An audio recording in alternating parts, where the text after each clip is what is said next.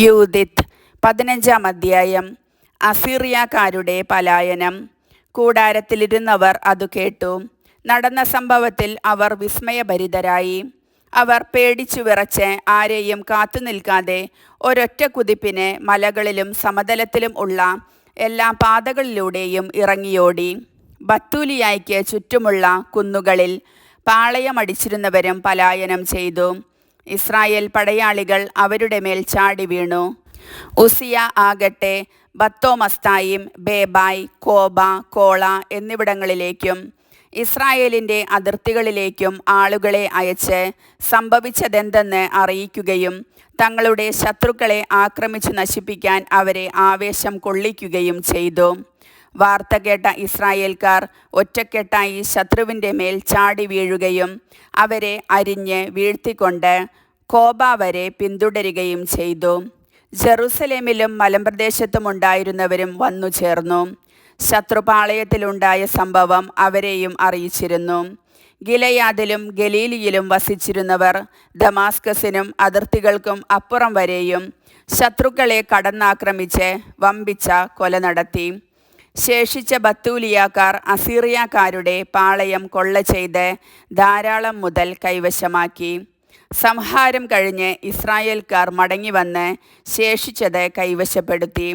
സമതലത്തിലും മലമ്പ്രദേശത്തും ഉണ്ടായിരുന്ന ഗ്രാമങ്ങളിലും പട്ടണങ്ങളിലും ധാരാളം കൊള്ള മുതൽ ചെന്നെത്തി.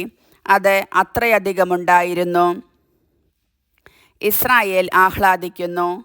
കർത്താവ് ഇസ്രായേലിനു ചെയ്ത നന്മകൾക്ക് സാക്ഷ്യം വഹിക്കുകയും യൂദിത്തിനെ സന്ദർശിച്ച് മംഗളം ആശംസിക്കുകയും ചെയ്യാൻ പ്രധാന പുരോഹിതനായ യോവാക്കിമും ജെറുസലേമിലെ ഇസ്രായേൽക്കാരുടെ ആലോചനാ സംഘവും വന്നു. അവളെ കണ്ട മാത്രയിൽ അവർ ഏകസ്വരത്തിൽ അനുഗ്രഹാശിസ്സുകൾ വർഷിച്ചു. ജെറുസലേമിൻ്റെ ഉന്നതിയും ഇസ്രായേലിൻ്റെ മഹിമയും ദേശത്തിൻ്റെ അഭിമാനവുമാണ് നീ ഒറ്റയ്ക്ക് ഇതെല്ലാം ചെയ്ത് ഇസ്രായേലിന് നീ വലിയ നന്മ ചെയ്തിരിക്കുന്നു. ദൈവം അതിൽ പ്രസാദിച്ചിരിക്കുന്നു. സർവശക്തനായ കർത്താവ് നിന്നെ എന്നേക്കും അനുഗ്രഹിക്കട്ടെ. ജനക്കൂട്ടം പറഞ്ഞു, അങ്ങനെ സംഭവിക്കട്ടെ.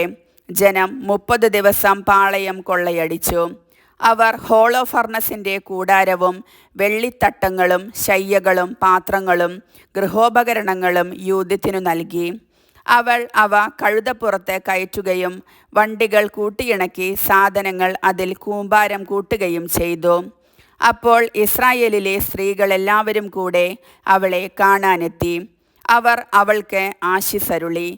ചിലർ അവളുടെ മുൻപിൽ നൃത്തം ചെയ്തു. അവളാകട്ടെ മരച്ചില്ലകൾ എടുത്ത് തന്നോട് കൂടെ ഉണ്ടായിരുന്ന ആ സ്ത്രീകൾക്കു നൽകി. അനന്തരം അവളും കൂടെയുണ്ടായിരുന്നവരും ഒലിവിലകൾ കൊണ്ട് കിരീടമുണ്ടാക്കി അണിഞ്ഞു. ആ മഹിളകളുടെ മുൻപിൽ നിന്ന് നൃത്തം ചെയ്ത് അവരെ നയിച്ചുകൊണ്ട് അവൾ ജനത്തിൻ്റെ മുൻപിൽ പോയപ്പോൾ ആയുധധാരികളായ ഇസ്രായേൽ പുരുഷന്മാർ പൂമാലകൾ അണിഞ്ഞ് പാട്ടുപാടിക്കൊണ്ട് അവരെ അനുഗമിച്ചു. കർത്താവിൻ്റെ വചനം.